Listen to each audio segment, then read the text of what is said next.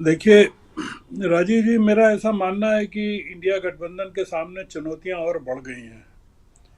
वो थोड़ा सा इतना आक्रामक हो गए हैं ये लोग, भारतीय जनता पार्टी के लोग, कि इन्होंने एक के बाद एक मोर्चा खोल रखा है। अगर आप देखें कि कौन सा मोर्चा ऐसा छोड़ा है कि जहां इंडिया अलायंस के लोग लगातार एक बचाव की मुद्रा में डालने की कोशिश है। आपने देखा कि असम में कांग्रेस के लोगों का डिफेक्शन करवाया जा रहा है। कर्नाटक में दबाव बना के रखा गया है, जो मंदिरों का मामला है उसको लेकर। प्रधानमंत्री ने दक्षिण में, केरल में और तमिलनाडु में प्रेशर बना के रखा है। बंगाल में आपने देखा कि संदेश खाली का मामला, प्रधानमंत्री खुद जा रहे हैं वहां जी। बंगाल में। हिमाचल का मामला अभी सुलझा नहीं है। क्या करवट लेगा? हालांकि ये कॉन्फिडेंट हैं, सुक्खू साहब भी कॉन्फिडेंट हैं और डीके शिव कुमार भी कॉन्फिडेंट हैं। ये बड़ी हार होगी, मतलब भारतीय जनता पार्टी की। चंडीगढ़ के बाद, चंडीगढ़ का जो फियास्को हुआ, झारखंड का जो फियास्को हुआ,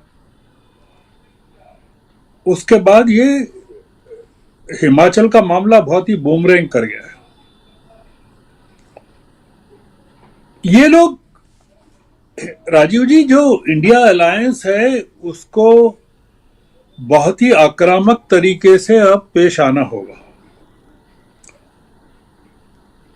आप देख रहे हैं ना, मेरी बात यह है कि अखिलेश पर सीबीआई लगा दी उन्होंने तुरंत। केजरीवाल पर ईडी का प्रेशर कायम है। ममता बनर्जी दबाव में बुरी तरह हैं वहां संदेश खाली को लेकर। वहां वो उसको अरेस्ट कर लिया है और उसको 6 साल के लिए निष्कासित कर दिया है। जो मेन कल्प्रिट है उसको तमिल इन्होंने, टीएमसी ने एक साथ 50 मोर्चों पर भारतीय जनता पार्टी ने एनडीए पर या इंडिया अलायंस पर दबाव बना के रखा है। लगातार आप देख रहे हैं कि इंडिया अलायंस को बचाव की मुद्रा में उन्होंने खड़ा करने की कोशिश कर रखी है जी। कि वो और कुछ नहीं कर पाए, केवल अपने बचाव में रहें। मुझे लगता है कि ये जो सरकार है, ये बहुत ही जिस स्तर की राजनीति पर उतर आई है, वो राजनीति, हम चूंकि लोकतंत्र की बात करते हैं, हम डेमोक्रेसी की बात करते हैं, संसदीय प्रजातंत्र की बात करते हैं, इनका कोई यकीन नहीं है उन चीजों में। ये रिटेलिएट करेंगे। अब हिमाचल में भी रिटेलिएट करेंगे, क्योंकि हिमाचल में की राजनीति में, जैसा कि चर्चा में है, बड़े बड़े उद्योगपतियों के इंटरेस्ट हैं उसमें, इस सरकार को हटाने में। सीमेंट की बोरियों का इशू है, एप्पल का है, ट्रांसपोर्ट का है। स्टेक्स बहुत बड़े हैं वहां हिमाचल में। तो और हिमाचल और चंडीगढ़ का जो, और पंजाब का भी, तीनों जगह का जो असर होगा वो हरियाणा पर होने वाला है। बिल्कुल। तो ये हरियाणा की जो 10 सीटें हैं वो बहुत इस समय किसानों के आंदोलन के कारण खतरे में है। तो ये जो सरकार है, मैं, आपका कहना बिल्कुल ठीक है। मैं ये मानता हूं, आप जो एक चर्चा है कि ये बीजेपी बचाव की मुद्रा में है, मैं नहीं मानता। मैं ये मान रहा हूं कि वो डरी हुई है और अपने डर को उसने आक्रामकता में बदल दिया है, कन्वर्ट कर दिया है। और वो आक्रामकता ऐसी है कि आप कुछ भी कर लीजिए, हम सत्ता नहीं छोड़ने वाले हैं। राज्यसभा में जो उन्होंने उत्तर प्रदेश में किया, आपने देखा। जी। कर्नाटक में असफल कर दिया गया। मतलब बीजेपी के लोग इंडिया अलायंस के साथ उन्होंने वोटिंग की। तो दक्षिण भारत में ये कुछ नहीं कर पाएंगे, न केरल में, न तमिलनाडु में, ये जो कर्नाटक में हुआ है राज्यसभा के चुनाव को लेकर, जो कुछ नहीं कर पाए और जो कांग्रेस को वहां जीत मिली है, उसका संकेत यह है कि वहां 28 की 28 सीटें भारतीय जनता पार्टी के लिए खतरे में है। वहां 25 सीटें भारतीय जनता पार्टी के पास जी, और जेडीएस का कैंडिडेट हारा है।